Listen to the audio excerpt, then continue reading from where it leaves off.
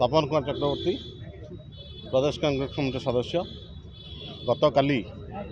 Bharatiya Janata party किसी असामाजिक युवक आमर प्रदेश कांग्रेस कमिटी कार्यालय सामने जो प्रकार अमानुषिक कार्यक्रम घटाई आम खोर्धा जिला कांग्रेस तरफ घोर निंदा करुचु। देखंतु आमर सर्वमान्य नेता राहुल गांधी संसद रे जो प्रसंग उठे जे हिंदुत्व रे हिंसार स्थान नहीं, तेणुकरी बीजेपी भारतीय जनता पार्टी सब हिंसा को आपणे एवं भयर वातावरण सृष्टि करने चाहूँगी, जहाद्वारा कि यही प्रकार विशृंखला आपण मैंने कल देखिथे। काली जातीय कांग्रेस प्रदेश कांग्रेस कमिटी कार्यालय मास्टरकानी छकरे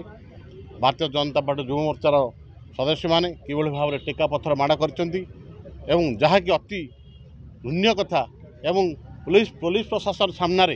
ये कांड घटाई क्या बल ये जो संख्या बल केते दिन रहिबो, निश्चित भाव में समय आसूची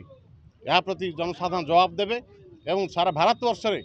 लोग सचेतन हो गले जे भारतीय जनता पार्टी कार्यकलाप यही भाव में सीबीआई ईडी डर भय एवं हिंसा सृष्टि कर जो कार्यक्रम या लोक निश्चित भाव में जवाब देवे एवं कांग्रेस आर दृढ़ जवाब देव एवं आगामी दिन में आम कि भाव में यही कार्यक्रम को समस्त आम खोर्धा जिला कांग्रेस कमिटी राज्य कांग्रेस कमिटी समस्त भाव एकाठी भाव में मिलित भाव में एक दृढ़ निंदा करुचु। ये कार्य गणतंत्र ये शोभनीय नुहे।